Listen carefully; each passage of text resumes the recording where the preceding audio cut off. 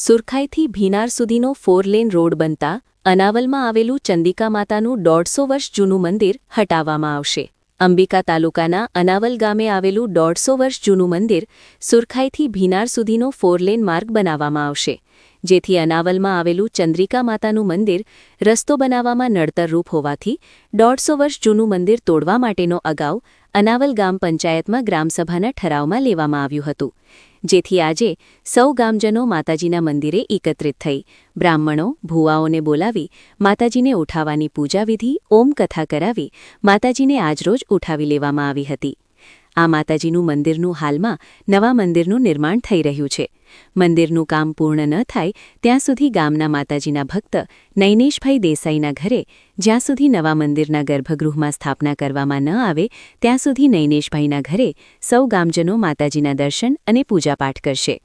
આવતી 6 તારીખે માતાજીની નગરયાત્રા અને 7 અને 8 તારીખે પ્રાણ પ્રતિષ્ઠા કરી માતાજીની નગરયાત્રા કાઢી નવા મંદિરમાં માતાજીને ધામધૂમથી ઢોલ નગારા સાથે તમામ અનાવલ ગામના માતાજીના ભક્તો અને આજુબાજુ ગામના લોકો એકત્રિત થઈ માતાજીને ગૃહપ્રવેશ કરાવશે। ત્યારબાદ મહાપ્રસાદનું આયોજન કરવામાં આવશે, જેમાં તમામ ગામજનો અને આજુબાજુ ગામના લોકોને અનાવલ ગામ વતી હાર્દિક આમંત્રણ પણ આપવામાં આવે છે। जी नमस्कार।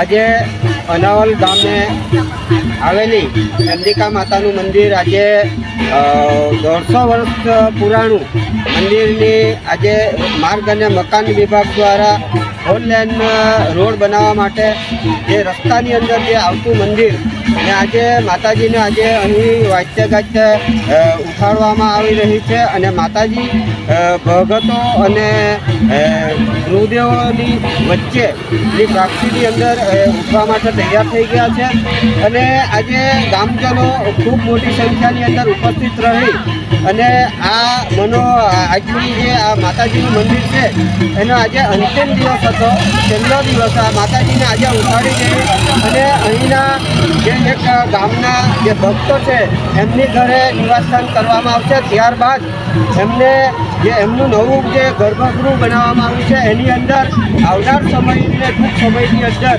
એ નવા ગર્ભગૃહની અંદર પ્રવેશ કરશે।